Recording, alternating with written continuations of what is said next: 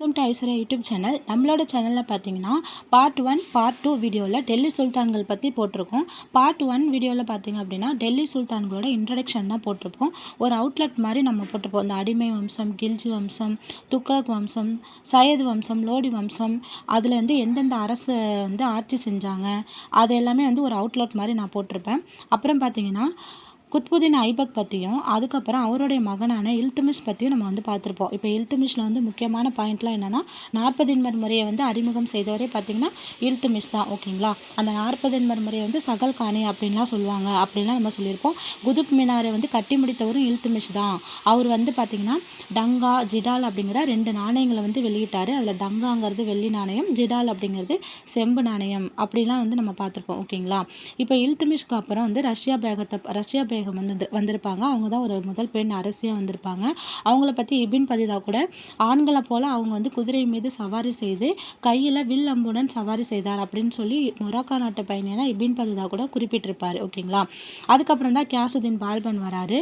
கியாசுதீன் பால்பன் இல்துமிஷ் கொண்டு வந்த 40 முறையை கியாசுதீன் பால்பன் ஒழிச்சிருப்பார். ஓகேங்களா, அதுக்கப்புறம் பார்த்தீங்க அப்படின்னா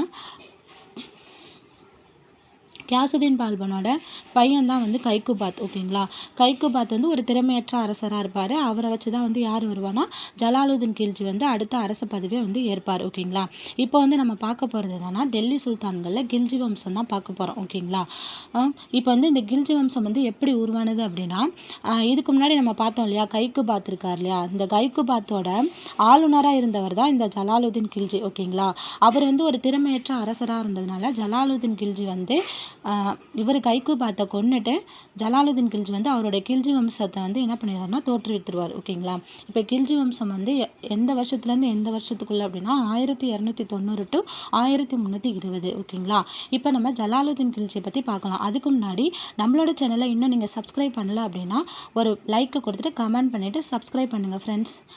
இப்போ நம்ம வீடியோக்குள்ளே போகலாம். ஜலாலுதீன் கில்ஜி 1290 to 1296. ஜலாலுதீன் கில்ஜியை அனைவருமே கருணை உள்ளம் கொண்டவர் அப்படின்னு சொல்கிறாங்க. இவருடைய மருமகன் தான் அலாவுதீன் கில்ஜி. ஓகேங்களா, ஜலாலுதீன் கில்ஜியோட மருமகன் தான் அலாவுதீன் கில்ஜி. ஜலாலுதீன் கில்ஜி என்ன பண்ணுவார் அப்படின்னா அலாவுதீன் கில்ஜியிடம் தக்கான அரசிடம் ராமச்சந்திரனை போரிட்டு வருமாறு ஜலாலுதீன் கில்ஜி அலாவுதீன் கில்ஜியை அனுப்பி வைப்பார். ஓகேங்களா, அப்போ அலாவுதீன் கில்ஜி அந்த போரில் ஜெயிச்சிருவார், வெற்றி பெற்றுவார். ஓகேங்களா, வெற்றி பெற்றுட்டு அந்த நாட்டில் இருக்கக்கூடிய அதாவது தக்காணத்தில் இருக்கக்கூடிய செல்வங்களை எல்லாத்தையுமே கொள்ளையடிச்சிட்டு வந்துடுவார். கொள்ளையடிச்சிட்டு வந்ததுக்கப்புறம் இங்கே அலாவுதீன் கில்ஜியை கொன்னுட்டு ஜலாலுதீன் கில்ஜியை கொன்னுட்டு அலாவுதீன் கில்ஜி ஆட்சி பொறுப்பை ஏற்பார். ஓகேங்களா, அடுத்து அலாவுதீன் கில்ஜி 1296 to 1316. இவர் பார்த்தீங்கன்னா ஆட்சி பொறுப்பை ஏற்ற உடனே ராந்தம் போரில் வெற்றி பெற்றுவார். ஓகேங்களா, 1301 ராந்தம் போரில் ஈடுபட்டு ராந்தம் போரில் வெற்றி பெறுவார். அடுத்து 1303 சித்தூர் கோட்டையை கைப்பற்றுவார். அங்கே தான் பெண்கள் ஜவக்கர் அப்படிங்கிற ஒரு சடங்கை நடத்துவாங்க. ஓகேங்களா, ஜவக்கர் சடங்கு அப்படின்னா பெண்கள் தீயில விழுந்து இறப்பதை தான் ஜவக்கர் சடங்கு அப்படின்னு சொல்லுவாங்க. ஓகேங்களா, அதுக்கு காரணம் யாருன்னா அலாவுதீன் கில்ஜி தான். ஓகேங்களா, அடுத்து இவர் தன்னை யார் எதிர்க்கிறா தனக்கு யார் எதிராக கிளர்ச்சி செய்கிறாங்கிறவங்கள பார்க்கறதுக்காகவே ஒற்றர்களை அதிக அளவில் நியமிச்சிருப்பார். குதிரைகள் திருட்டு போவதை தடுக்கிறதுக்காக தாக் அப்படிங்கிற குதிரைக்கு சூடுபடும் முறையும் அவர் கடைபிடித்திருப்பார். ஓகேங்களா, அப்புறம் இந்திய கிளி என்று அழைக்கப்படக்கூடிய அமீர் குஸ்ருவை இவர் ஆதரிச்சிருப்பார். அஞ்சல் முறையை அறிமுகப்படுத்தியிருப்பார். கட்டாய உணவு தானிய கொள்முதல் முறையை அறிமுகம் செய்தார். ஓகேங்களா, இது ப்ரீவியஸ் இயர் கொஸ்டின்ல கேட்டிருப்பாங்க. கட்டாய உணவு தானிய கொள்முதல் முறையை அறிமுகம் செய்தவர் யார் அப்படின்னு கேட்டிருப்பாங்க. அது அலாவுதீன் கில்ஜி தான். ஓகேங்களா, அடுத்து அங்காடி சீர்திருத்தங்களும் இவர் செஞ்சிருக்காரு. இவருக்கு அடுத்து இவரோட பையன் தான் கிசர்கான். இவர் ஒரு ஆட்சி பொறுப்பை ஏற்பார். ஆனால் கிசர்கான் பார்த்தீங்கன்னா ஒரு பெயரளவில் தான் தலைவராக இருப்பார். அவரோட படைத்தளபதியாக இருந்தவர் தான் மாலிக் கபூர். ஓகேங்களா, மாலிக் கபூர் தான் அடுத்தபடியாக அரியணை ஏறுவார். ஓகேங்களா, ஆனால் மாலிக் கபூர் அரியணை ஏறினா அடுத்த 35 நாட்களிலேயே அவங்கள கொன்னுடுவாங்க. ஓகேங்களா, அதுக்கப்புறம் பார்த்தீங்கன்னா அமீர் குஸ்ரு நம்ம பார்த்தோம் இல்லையா, இந்திய கிளி என்று அழைக்கப்படக்கூடியவர் தான் அமீர் குஸ்ரு. அவர் பார்த்தீங்கன்னா 9 வானங்கள் அப்படிங்கிற நூலை எழுதியிருக்கிறாரு. இது ரொம்ப இம்பார்ட்டன்ட். 9 வானங்கள் என்ற நூலை எழுதியவர் யாருன்னா அமீர் குஸ்ரு. ஓகேங்களா, அதுக்கப்புறம் பார்த்தீங்கன்னா கியாசுதீன் துக்ளக் வம்சத்தை தோற்றுவிச்சிருவார். ஓகேங்களா, இப்போ நம்ம துக்ளக் வம்சம் தான் பார்க்க போகிறோம். துக்ளக் வம்சத்தில் ஃபஸ்ட்டு அரசர் யார் அப்படின்னா கியாசுதீன் துக்ளக். ஓகேங்களா, இவர் தான் வந்து துக்ளக் அரச வம்சத்தை தோற்றுவிப்பார். 1320 to 1324 வரைக்கும் இவங்க ஆட்சி செஞ்சுருப்பாங்க. ஓகேங்களா, கியாசுதீன் துக்ளக் வந்து பார்த்திங்க அப்படின்னா ஆட்சி பொறுப்பை ஏற்றதுக்கப்புறம் துக்லாபாத் அப்படிங்கிற ஒரு நகரையே வந்து உருவாக்கியிருப்பார். ஓகேங்களா, இது கேட்கறதுக்கு வாய்ப்பு இருக்குது.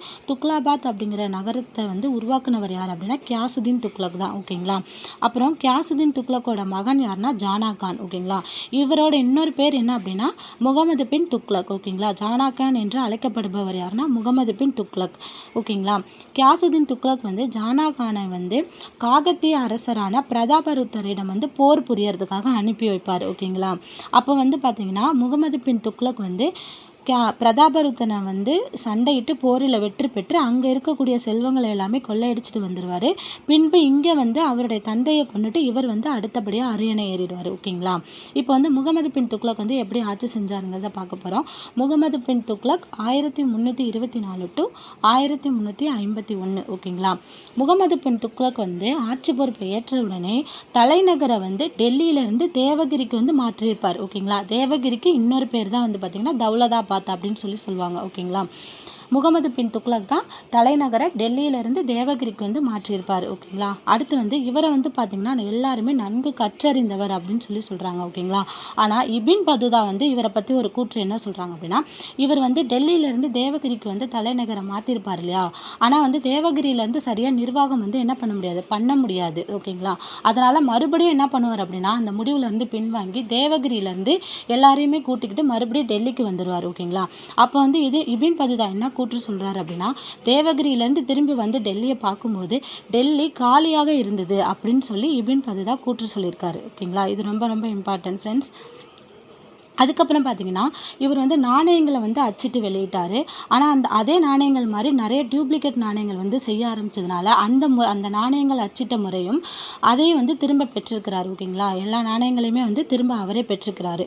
அடுத்து வந்து வேளாண்மையை கவனிக்கிறதுக்காக திவான் இ அமர்கோஷ் அப்படிங்கிற ஒரு பதவியையும் அவர் உருவாக்கியிருக்காரு. ஓகேங்களா, அதுக்கப்புறம் முகமது பின் துக்ளக்கை பற்றி பரான் என்னும் அறிஞர் வந்து ஒரு கூற்று சொல்லியிருக்காரு. ஓகேங்களா, ஆல்ரெடி வந்து இபின் பதுதா என்ன சொல்லியிருக்காரு, நாங்கள் வந்து டெல்லியில் வந்து பார்க்கும்போது டெல்லி காலியாக இருந்தது அப்படின்ற ஒரு கூற்றை வந்து இபின் பதுதா சொல்லியிருக்காரு.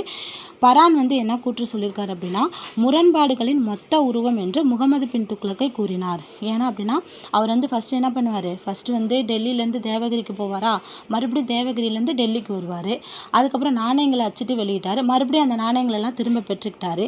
இந்த மாதிரி வந்து முன்னுக்கு பின் முரண்பாடாகவே அவர் முடிவெடுத்ததுனால முரண்பாடுகளின் மொத்த உருவம் அப்படின்னு சொல்லி முகமது பின் துக்ளக்கை பரான் என்னும் அறிஞர் வந்து சொல்லியிருக்காரு. ஓகேங்களா, கடைசியாக பார்த்தீங்கன்னா 1351 முகமது பின் துக்ளக் வந்து இறந்துட்டார். ஓகேங்களா, இவ்வளோ தான் ஃப்ரெண்ட்ஸ் இந்த வீடியோவில். அடுத்த வீடியோவில் பார்ட் 4 வந்து பார்த்திங்க அப்படின்னா அடுத்த இருக்கக்கூடிய 2 வம்சம் இருக்கு இல்லையா, சயது வம்சம், அடுத்து வந்து லோடி வம்சம். இந்த லோடி வம்சம் அதுக்கப்புறம் பார்த்திங்கன்னா மொத்தமாக காமனாக டெல்லி சுல்தான்களில் இருக்கக்கூடிய previous year important questions and answer எல்லாமே நம்ம வந்து அடுத்த பார்ட் 4 வீடியோஸில் பார்க்கலாம். ஸோ கீப் வாட்சிங் ஃப்ரெண்ட்ஸ். மறக்காமல் சேனலை சப்ஸ்கிரைப் பண்ணிடுங்க ஃப்ரெண்ட்ஸ். தேங்க்யூ.